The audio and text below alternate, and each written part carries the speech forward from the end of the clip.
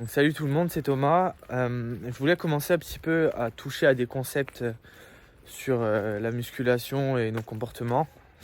Et en gros, aujourd'hui, le concept que je veux toucher, c'est pourquoi est-ce que le nombre de calories que vous mangez et votre métabolisme n'ont vraiment aucune importance par rapport à votre pratique personnelle de la musculation. Donc en gros, ce qui se passe, c'est qu'à chaque fois que je fais une perte de poids, la question qui revient le plus souvent, que beaucoup de gens me posent quand ils voient mes résultats, c'est combien de calories tu manges? Et à l'époque, il faut savoir que quand je répondais à la question, que je disais combien de calories je mangeais, c'était environ en 2018. Les gens me répondaient toujours la même chose, c'est comment tu fais pour manger autant de calories, ça m'intéresse.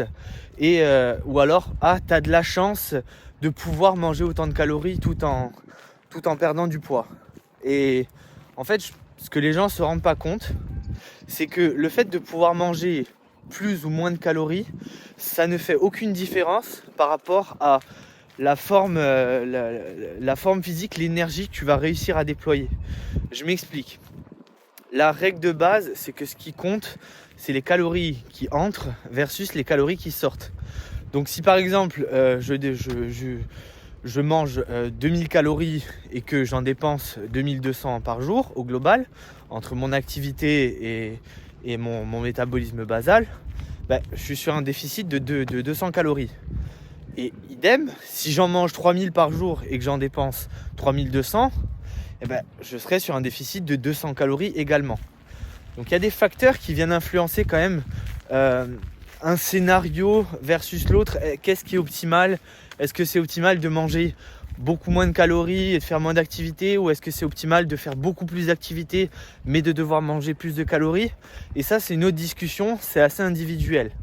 Le fait est quand même que si on prend une personne individuellement, on va dire, elle va se sentir mal à partir du moment où le déficit est long et où le déficit est profond. C'est-à-dire que si demain elle mange 3000 calories alors qu'elle en dépense 3500 et qu'elle est sur un déficit de 500 calories qui est long, elle va se sentir mal. Elle va se sentir léthargique à des moments dans la journée. Elle va avoir faim malgré le fait de manger beaucoup, relativement parlant. Et elle va se sentir potentiellement exactement pareil que la personne qui mange 2000 calories et en dépense 2500 en fait. Donc il n'y a pas de différence fondamentale, si ce n'est que dans 3000 calories, on peut faire rentrer plus de nourriture et potentiellement faire rentrer plus de nourriture plaisir entre guillemets.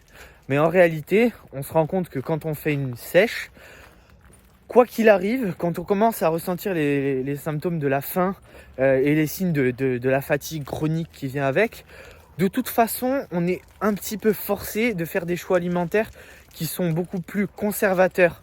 Donc on va finalement enlever un maximum d'aliments qui ont une forte teneur en calories, une forte teneur en lipides. Et au final, on se retrouve de toute façon à manger des plus grosses quantités de nourriture, entre guillemets, saine, on va les appeler peu denses en calories. Donc au final, la seule chose que ça change, c'est que tu dois manger plus des choses qui sont pas forcément trop fun à manger pour le commun des mortels. Et tu vas de toute façon te sentir mal à partir du moment où le déficit, ça fait un moment que tu es dedans et qu'il est difficile à tenir. Voire même, en plus de ça, il y a des personnes qui peuvent trouver un équilibre en mangeant moins et en faisant moins d'activité et en vivant leur vie, et il y a des personnes et à contrario qui vont vivre mal le fait de devoir faire beaucoup d'activités, de devoir être beaucoup focalisé sur leurs dépenses énergétiques, de devoir être beaucoup focalisé sur ce qu'ils ont dans l'assiette. Et j'ai vécu cette chose-là. J'ai vécu ce scénario où je mangeais 3000 plus calories par jour, de devoir faire 20 000 pas, devoir m'entraîner 2h30 à la salle. Et j'ai décidé avec les années, avec l'expérience, que c'était quelque chose qui était délétère pour ma vie et potentiellement aussi pour ma santé, parce que mentalement, j'étais extrêmement focalisé sur la nourriture et j'étais aussi extrêmement focalisé sur le fait de me dépenser en permanence pour pouvoir me permettre de manger en fait. Et à l'heure actuelle, c'est pas ce qui se passe. En gros, j'ai réalisé que je m'en foutais du nombre de calories que je mangeais à partir du moment où ça m'emmenait dans la direction où je voulais aller. Alors il y a des façons intelligentes de faire les choses. C'est-à-dire que, ok, si vous savez que vous dépensez 2500 calories par jour, peut-être n'en mangez pas 1500. Soyez un peu intelligent, faites ça de façon graduelle. Vous voyez ce que je veux dire? Donc, c'est ce que j'ai décidé de faire, en gros, c'est de m'éloigner de l'idée que le nombre de calories que je mange est important. À partir du moment où je me sens bien, où ma performance elle décline pas à grande vitesse, où j'ai pas de signes délétères sur ma santé, où je perds pas ma libido, où je suis pas fatigué en permanence, où je suis pas léthargique, où je suis pas une autre personne. Et le nombre de calories que je mange, au final, c'est pas une compétition. Il y a 4 ans de ça, je mangeais 3000 ou 3500 calories par jour pour perdre du poids et j'avais un rythme de vie qui était insoutenable. Et là, cette année, j'en mange beaucoup moins. Mais j'ai un rythme de vie qui est beaucoup plus équilibré. Je fais rentrer ma famille dedans, qui est quand même ma priorité. Et mentalement, je suis beaucoup moins focalisé sur ces chiffres-là qui finalement ne disent rien ni sur ma performance globale, ni sur l'état de mon physique. Donc, en gros, la leçon que j'ai retenue de ça et qui pourrait peut-être vous être utile, ne posez pas cette question. En tout cas, posez-vous bien la question de quelle est la réponse. Qu'est-ce que vous attendez de la réponse? Est-ce que la réponse va vous aider en demandant combien de calories tu manges? Puisque au final, ça dépend de combien d'activités la personne fait, ça dépend de son métabolisme, ça dépend aussi de ses objectifs. Et ça dépend aussi de tout un autre tas de choses qu'elle vous dit pas, c'est-à-dire comment elle se sent, est-ce que sa vie sexuelle est en bon état, est-ce qu'elle est fatiguée, est-ce que ses humeurs elles sont en check. Enfin voilà, il y a tout un autre tas de choses qui ne sont pas dites quand la personne elle vous dit le nombre de calories qu'elle mange dans la journée. Donc en gros, ça va pas vous aider. Donc mangez ce dont vous avez besoin pour aller vers votre objectif et pour vous sentir bien. Et faites des adaptations si vous voyez qu'il y a des choses qui vous aident. Comme par exemple, faire un peu plus d'activité au lieu de manger beaucoup moins. C'est peut-être une meilleure idée. Et à contrario, si vous êtes déjà très actif, rajoutez de l'activité au lieu d'enlever un petit peu de nourriture. Ça va peut-être causer d'autres problématiques. Par exemple, des difficultés à tenir vos niveaux d'activité tous les jours. Donc, c'est à vous de trouver l'équilibre, mais uniquement basé sur vous, votre expérience personnelle par rapport à votre corps et ce dont vous avez besoin pour aller dans la direction dans laquelle vous voulez aller. Bon, pour finir, je voudrais faire un petit aparté et surtout vous raconter des petites histoires. En gros, déjà premièrement, je voudrais vous rappeler que vous allez tomber sur des gens qui ont des physiques extraordinaires et qui mangent énormément de calories par jour. Et comme je vous ai dit, vous n'avez pas le contexte de ce qu'ils font pour pouvoir maintenir cette chose-là. Mais à contrario, j'ai rencontré énormément de gens qui avaient des physiques extraordinaires et qui mangeaient extrêmement peu. Pourquoi ? Parce que c'est ce dont il y a besoin globalement pour maintenir un physique entre guillemets extraordinaire, c'est-à-dire très très sec. En règle générale, dans 95% des cas, pour que quelqu'un soit découpé, soit vraiment très sec, il faut qu'il mange très très peu et qu'il fasse beaucoup d'activité. Et le fait de savoir ça, normalement, ça devrait vous faire un petit peu réaliser que c'est déjà une performance en soi et qu'en plus de ça, on ne peut pas se demander de pouvoir réaliser ça et en plus de ça, manger 5000 calories par jour. Voilà, ça c'est des choses qu'on voit sur internet. C'est partiellement mis en scène, d'accord ? Il y a des gens qui le font vraiment, mais ça a un coût au niveau de l'activité qu'ils doivent effectuer et aussi de leur vie au sens général.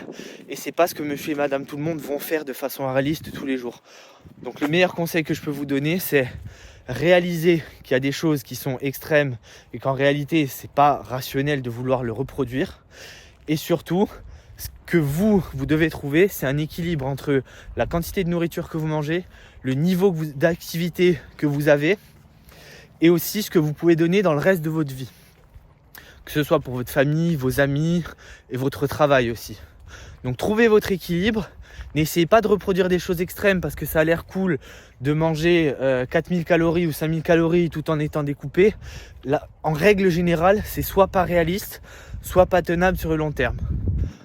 Et pour finir, voilà, je vais vous raconter une petite histoire. En 2018, quand j'étais assez focalisé sur le nombre de calories que je mangeais, j'étais super content de pouvoir dire « Ah, je suis découpé et en plus de ça, je mange 3000 calories par jour. » Et j'avais un copain à l'époque qui avait un super bon physique, bien meilleur que moi d'ailleurs. Et lui, ça faisait des mois qu'il était dans ce truc-là, qu'il était vraiment dans l'extrême de se dire « Je veux beaucoup manger, je veux pouvoir faire des cheat meals tous les jours, etc. » Et en fait, il s'imposait des niveaux d'effort qui étaient intenables sur le long terme. Il était tout le temps en train de faire soit du cardio, soit de la salle. Il se levait à 4h du matin tous les jours. Il rentrait chez lui et le soir, il était 20h, il mangeait, il repartait pour faire des pas. Il était extrêmement focalisé dessus. Et cette personne-là, c'est elle qui m'a fait sortir un petit peu de tout ça. Elle me demandait tous les jours combien je mangeais. Et forcément, cette personne mangeait plus que moi parce qu'il avait des niveaux d'activité qui étaient bien plus grands. Mais au final, c'est la personne qui se plaignait le plus de l'endroit où il était, du fait que c'est fatigant et du fait aussi que voilà, ça n'a pas forcément d'utilité par rapport à l'objectif qu'il essayait de réaliser, qui était je veux améliorer mon physique et je veux pouvoir maintenir mon niveau de vie comme ça pendant longtemps. Voilà, trouver quelque chose que je peux reproduire à vie en fait. Et il le savait, il n'était pas capable de sortir de ça parce que en réalité ses actes n'étaient pas alignés avec ce qu'il voulait vraiment. Ce qu'il voulait vraiment à l'instant T, finalement, c'était de manger tout ce qu'il pouvait manger. Voilà, c'était de trouver des nouvelles nourritures à manger. C'est tout. En fait, son fun, c'était ça. Mais il voulait pas se l'avouer. Et du coup, il avait l'impression de s'imposer quelque chose qu'il voulait pas vraiment faire. Voilà, c'était vraiment une espèce de paradoxe. Et en fait, j'ai réalisé que j'étais dans le même état. Ma priorité, moi, c'était d'avoir un bon physique. Et je voulais aussi pouvoir manger, avoir plus de calories, etc. pour le plaisir de manger. Mais j'étais pas capable de faire vraiment un choix entre les deux. Donc je prenais la solution extrême qui était je vais faire beaucoup plus d'activités. Ce qui n'aidait pas forcément ma pratique parce que ça avait des effets délétères à d'autres niveaux. Donc au final, la leçon c'est quand vous voyez que vous avez deux objectifs qui ne sont pas alignés, essayez toujours de vous poser la question. Qu'est-ce que c'est ma priorité ? Est-ce que ma priorité, c'est de pouvoir manger beaucoup sans prendre de poids parce que ce que j'ai envie, c'est de profiter de la nourriture ? Ou est-ce que ma priorité, au final, c'est de construire mon physique et d'avoir un niveau de vie et une santé qui sont réguliers et qui vont m'aider à tenir sur le long terme ? Et l'un et l'autre sont faisables en fait. Mais généralement, quand on veut les faire tous les deux en même temps et qu'on n'est pas sûr de ce qu'on essaie d'optimiser, en fait on se met des bâtons dans les roues tout seul. On est en train de faire quelque chose de sous-optimal dans les deux domaines. Donc la leçon, ne vous comparez jamais aux autres. Et la deuxième leçon, choisissez toujours votre objectif principal et priorisez ce que vous allez faire par rapport à cet objectif et soyez honnête avec vous-même. Ne vous dites pas que vous pouvez choisir les deux et que ça marche conjointement. Dans 95% des cas, c'est pas vrai. J'espère que ça vous a plu. Merci de m'avoir écouté. Et puis je vous laisse avec ces beaux nuages.